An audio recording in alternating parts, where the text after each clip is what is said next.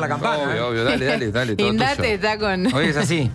Adelante, María Migliore entonces está con nosotros. Buenos días, ¿cómo Mientras están? tanto, ¿Cómo hay andan, un María? montón Muy de... bien, ¿Cómo andan, ¿ustedes? María? Bien. Hay un montón de pequeñas guerras contra el sistema, contra la vida, contra las condiciones de vida cotidianas y silenciosas que no son noticia nunca, que a veces cada tanto los periodistas nos conmovemos porque pasó algo, entonces vamos, retratamos una historia de cómo vive la gente, nos asombramos porque la gente vive mal y sin embargo 6,8% de los hogares, son 5 millones de personas que viven en barrios populares y la mitad no tiene acceso a los servicios básicos. Así es. ¿Y? Hoy queríamos traer ese tema, ¿no? Digo, lo que es la pobreza estructural. Yo digo, para arrancar, como una pregunta para tomar conciencia de qué se trata, ¿cuántos de nosotros de esta mesa hoy nos despertamos en este día horrible, en una cama abrigada, prendimos la luz, nos dimos de una ducha de agua caliente y arrancamos el día? Sí, claro. Sí, Todos. sí. Tuvimos ¿Esto todo. qué es? Recontra natural, algo que ni siquiera pensás y que es parte de tu rutina. Bueno, no está garantizado para millones de argentinos. Claro. Entonces, cuando miramos la pobreza, podemos mirarla desde la perspectiva de los ingresos, digo, cuánta plata necesitas ganar para estar arriba o abajo de esa línea, Sí. o cuando no tenés acceso a estas dimensiones básicas de agua corriente, Sí. cloacas, tener una casa en condiciones, tener un baño, cosas muy básicas. Bueno, eso es la pobreza estructural. Como bien decías, Gonzalo, recién, en Argentina hay 5 millones, casi 5 millones de personas, son más de 1 millón de familias que viven en villas de emergencia, barrios populares, donde se combinan dos cosas. El problema de infraestructura, no solamente la vivienda, sino también de todo el entorno, Claro. y el no tener los ingresos básicos. Entonces, eso es el núcleo más duro, más complicado, lo más difícil de resolver. Digo, los problemas que hay en estos barrios son bien graves. Como decíamos antes, digo, la mitad, más del 50%, tiene acceso irregular a energía eléctrica. ¿Y esto qué significa? Digo que en momentos como ahora en el invierno hay mucho más incendios. Que, por ejemplo, la electricidad es precaria, entonces una mamá que tiene que conectar un caloventor para calentar a sus hijos, bueno, tiene miedo, se va a dormir con miedo de que su casa se le incendie. Esto está medido, siempre en invierno y en verano, cuando hay picos de calor o picos de frío, aumentan los incendios en estos lugares. El tendido de electricidad, la instalación eléctrica es precaria.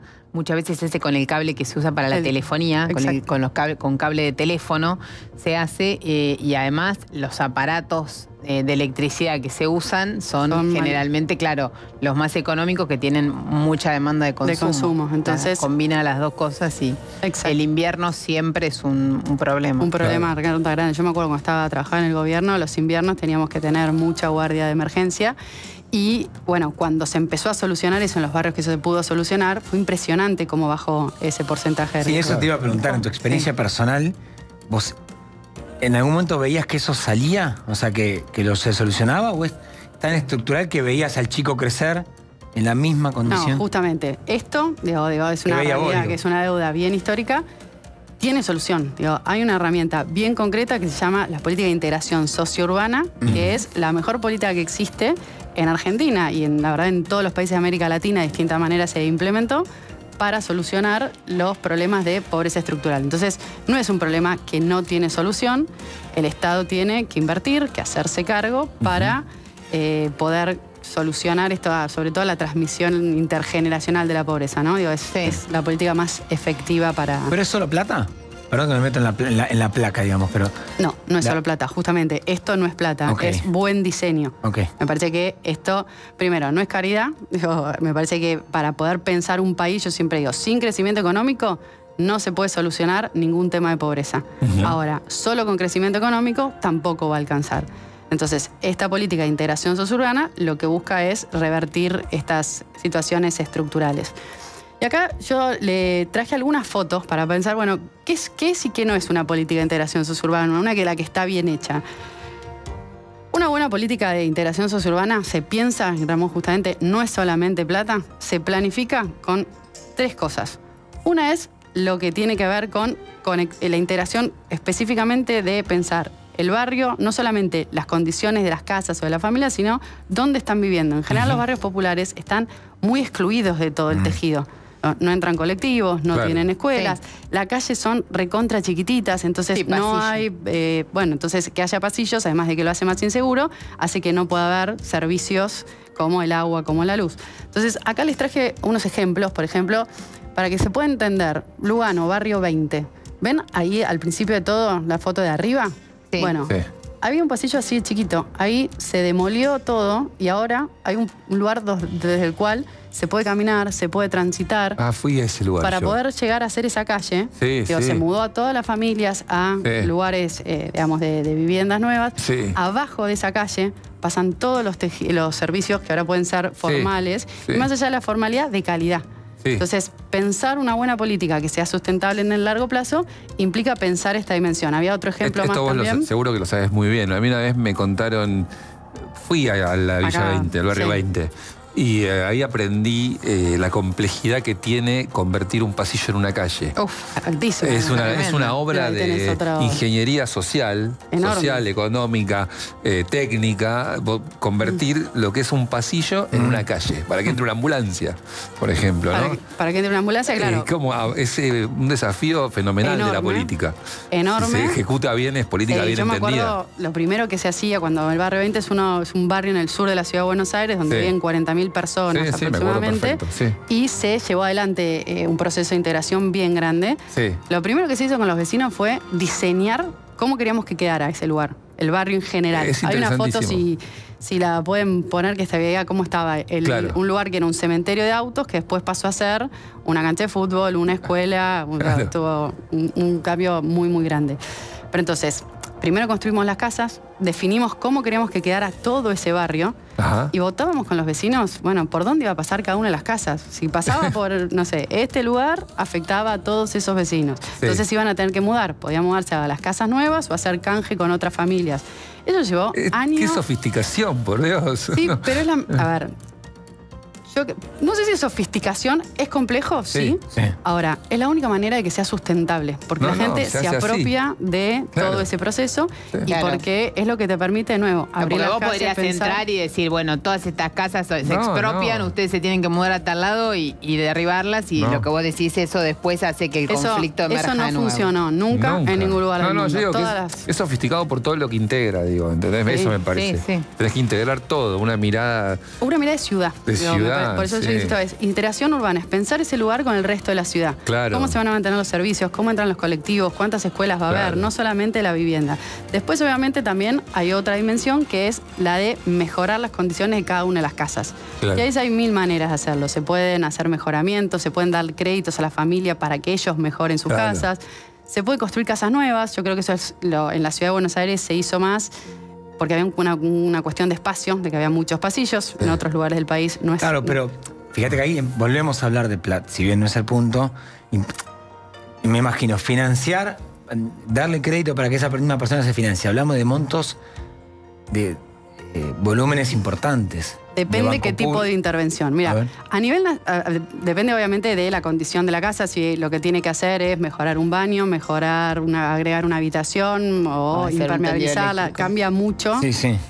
Digamos, el tipo de intervención, el monto. Se calcula que para solucionar el tema de integración sociourbana a nivel nacional estamos hablando de 27.000 millones de dólares.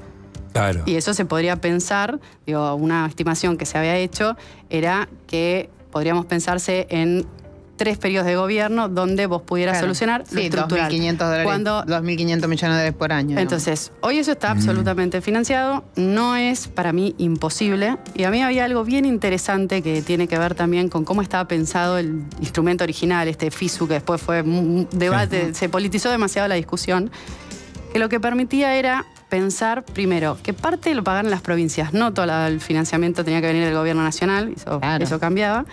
Y segundo, empezar a buscar fondos en el mercado de capitales. ¿Por qué? Porque hay muchas inversiones de lo que se llama inversión de impacto, inversión de bonos verdes, bono de impacto social, que podría todo esto ser sujeto de financiamiento. Entonces tenía una lógica, de nuevo, que es muy ajena para cómo se piensa la política de integración argentina, pero que en otros lugares funciona. Bueno, estaba pensada de esa manera. Hoy eso está absolutamente frenado. Eso es súper interesante, porque en Argentina se pensó durante muchísimos años, desde el gobierno nacional sobre todo, la idea de que la nación tiene que juntar la plata y ejecutar todo, ¿no? Un poco también atrás de una idea un poco paternalista de que el Estado también es el que te lo va a dar y el nombre propio del presidente y no nombres ahora para no transformar en una discusión política. Te da todo. Cuando si vos te amigás y te buscas interacción con el privado, con el mercado de capital. Ahora, eso durante muchos años en Argentina fue mala palabra. Imposible. Imposible. Claro. Seguro. Imposible de plantear. Pero no, acá creo que multiplicás el impacto. Absolutamente, y creo que muchas veces también vos siempre lo traes, bueno, hoy que tenés un cierto ordenamiento económico, este tipo de soluciones o este tipo de instrumentos podrían ayudar a tener mayor impacto. Entonces, me parece que hay un desafío que es de financiamiento, pero después hay un desafío que es de intervención, realmente. Pensar la integración urbana, pensar el mejoramiento de las viviendas. El barrio Playón de Chacarita también es otro, porque es otro gran ejemplo. Es como la villa de los porteños de Chacalermo, ¿no? Del progresismo porteño que vive por ahí, que se topaba todo el tiempo con esta villa, que estaba ahí, era una cosa muy densa, muy áspera. Que sigue estando. Y estaba instalado. Sí, pero se avanzó muchísimo en la urbanización, sobre todo en esto lo que marco es el tendido de las calles, la apertura, te cambia la circulación, te cambia todo. Ahí entró Forest. Triunvirato, Palpa. Yo me acuerdo cuando empezamos a trabajar en este proceso, este era uno de los que más resistencia tenía de los vecinos del entorno. Porque los vecinos querían que se fuera ese Era muy compacto ese barrio. Sí, se fueran porque tenías, un lugar, no podías entrar, nueva, no podías entrar, lo tenías que circunvalar todo. Ahora, después me acuerdo perfectamente el caso de un vecino de haber tenido 60, 65 años. El señor era uno de los que más se enfrentaba a toda la política que nosotros llevábamos adelante, venía a las mesas participativas, decía que estaba en contra, y cuando terminamos hubo un sábado que se hizo una jornada para chicos con bicicletas y vino con el nieto. Y dijo, bueno, al final del día, la verdad, que tengo que reconocer que estoy mejor. Que lo hicieron bien. Claro. Sí, y que el barrio está integrado, entonces todo el entorno mejora, porque ahí puede pasar un patrullero, puede entrar una ambulancia, puede pasar recolección de basura, entonces no es solamente mejorar las condiciones de quienes viven adentro del barrio, que por supuesto es lo más importante, sino que esta política mejora todo alrededor. Ahora, María, ¿te parece que esto tiene que ver con impericia en el diseño de políticas públicas hasta ahora? ¿Con falta de recursos o en realidad con falta de voluntad política? Porque, a ver, las dádivas, lo que hay que entender es que la lógica de las dádivas es una lógica altamente funcional, la concepción menos virtuosa, más, si se quiere, ni siquiera es paternalista, clientelista de la política, ampliamente extendida en la Argentina. O sea, uno va al interior y, por ejemplo, veía, a mí me pasó en Santiago del Estero ver gobiernos provinciales que repartían nylon para que la gente arme casas o supuestas casas, digamos, casi como validando que eso era una forma en la cual podían vivir en lugar de darles viviendas dignas. Un mismo gobierno que hacía obras faraónicas, absolutamente innecesarias en esa provincia y que no atendían las necesidades más básicas. Uno lo que piensa ahí es que la estructura de las dádivas y del asistencialismo es funcional a la permanencia de cierto sector de la política. ¿Cómo escalás esto si tenés esa política? Mira, yo creo que en Argentina la respuesta son un poco las dos cosas. ¿Que hay clientelismo político en la política social? Definitivamente sí. Y eso es algo de lo que hay que combatir y transformar. De hecho, por eso yo soy defensora de que este gobierno haya aumentado la UH. Me parece que fue una buena política, bien focalizada, llega a la gente, no es la única. Creo que esta es otro tipo de política que lo que hace es romper lo estructural, poder transformar de manera directa. Entonces, creo que para romper con el clientelismo hay que diseñar mejores políticas. Sin voluntad política, ¿se puede hacer? Definitivamente no. Y después sí creo que a lo largo de los últimos años, en toda América Latina, hubo una evolución en cómo discutir estos temas. Antes se pensaba solamente en mejorar las viviendas particulares. Bueno, hoy hay una mirada de integrar, de reconocer que en estos lugares hay valor y que no hay que pensar solamente en la mejora de quienes están ahí adentro, sino en cómo interactúa con toda la ciudad, con todas esas dinámicas, y eso hace que todo crezca. Entonces, esta política para mí es recontra escalable. Recontra escalable. Pensaba, porque muchas veces cuando hay buenas gestiones de este tipo, en la ciudad hubo una, vos fuiste parte, también es el dilema de que son compartimentos estancos y cómo se resuelve ese dilema de si yo lo resuelvo acá, estoy generando una tentación muy perversa de que venga gente a instalarse acá porque nosotros, Estado municipal, le vamos a resolver el problema que en su provincia o en su municipio no le resuelven. ¿Cómo se negocia ese límite? Sé que en la Villa 31, por ejemplo, hubo bastante referencia con el tema de que no entraran constructoras o Mira, primero cada proceso específico empieza con un proyecto de ley. Se trabaja se hace un censo para determinar cuáles son las personas que viven en ese barrio. Y las personas que entran en ese censo son las que van a ser beneficiadas por la intervención de la política, para poner de alguna manera un límite a el que entra después. El que entra después no tiene derecho a ese beneficio. Sí, también es importante decir que estas políticas para mí son de ordenamiento de territorios que crecieron hace mucho tiempo de manera desordenada. Por ejemplo, la Villa 31 es una villa que empezó en 1930. Claro, 45.000 personas. Tiene una historia 45.000 personas el último... Tenemos que hacer un especial de la Villa 31. Tenemos que hacer un especial sobre la Villa 31. Cuando quieras. Hagamos una próxima sobre el barrio Mujica. Bárbaro. Porque hoy cuando pasás... Bueno, no quiero abrir un tema porque tenemos que cerrar la parte. Tenemos que cerrar. ¿Ves los monoblocks nuevos? Y parece Copenhague, de verdad te digo. Parecen hechos sustentables. Y yo todo el tiempo cuando paso de noche, sobre todo cuando está abierto el Paseo del Bajo, que te permite cruzar el Paseo del Bajo y tienes una perspectiva que no solés tener, me pregunto cómo se integró el habitante del barrio Mujica a esas nuevas viviendas. Podemos hacer muchísimo de eso. Dale. Dos cosas ya hay que pasar caminando igual, para tener otra perspectiva. Me la banco caminando, fui varias veces. Cuando quieran, si quieren hacemos algo, un vivo desde ahí, o hacemos un móvil, un vivo de alguna manera. Dos cositas solamente para cerrar. Así como decía, pensemos esos lugares en relación con la ciudad, las viviendas. También hay una parte que cuando esta inversión se hace, crece el sector privado. En el barrio 31 hay más de 50 empresas que están trabajando ahí adentro. Entonces, si queremos competencia, si queremos meritocracia, si queremos crecimiento, bueno, esto es nivelar el punto de partida. Digo, no hay nada más injusto que el lugar donde naces determine tus posibilidades futuras. Entonces, la integración es esa herramienta que nivela el punto de partida y hace que todos podamos estar mejor. Gracias, María. Bueno, dennos likes, que no puede ser que estén todos viéndonos si no nos hayan puesto likes. Yo ya le di like. Más de la...